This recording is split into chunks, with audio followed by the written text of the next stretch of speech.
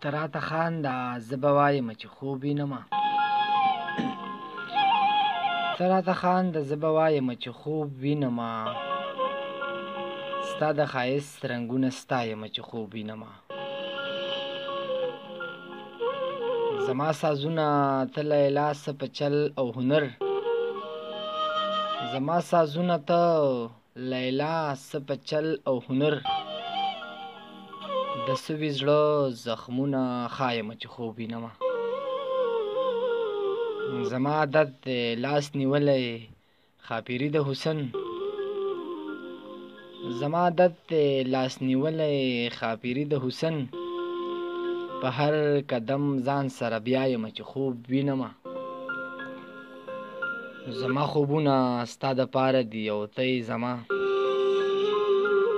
ای زما خوبونه ستا دپاره دي او ته یې زما ستا په خوبونو باندې پایمه چې خوب وینمه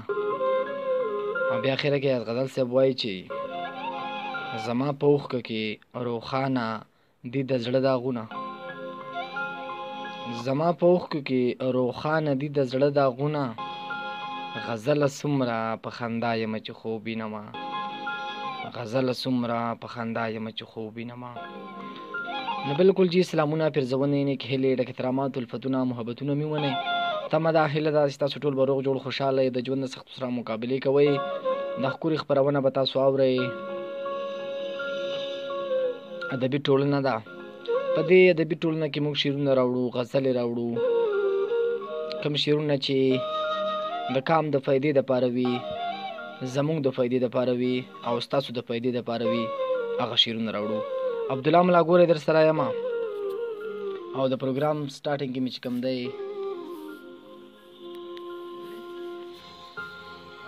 د خپل استاد محترم قابل قدر قابل ویاړ قابل فخر ایاز غزل صاحب دغه ښکلي شعرونه وویل امید ساتم چې تاسو به هم خوند اخیستی وي نو ما د پروګرام نه مخکې هم خوند واخیسته او چې پروګرام کې مې ویل نو بیا مې ته خوند واخیسته ایاز غزل صاحب د پښتو ادبي یو ښه شاعر دی او ښه سوچ لري ښه فکر لري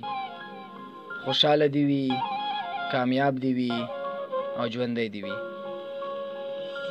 او زموږ د کام دپاره زموږ د خاورې دپاره د داسې شاعرانو ضرورت دی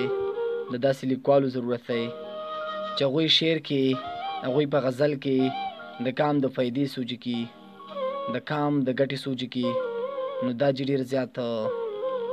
د ویاړ خبره ده ایاز غزل صاحب چې کوم دی زما استاد محترم دی مونږ ته زده کړه کړې ده او لګیا یو پر روان وخت کې د هغوی نه زده کړه کوو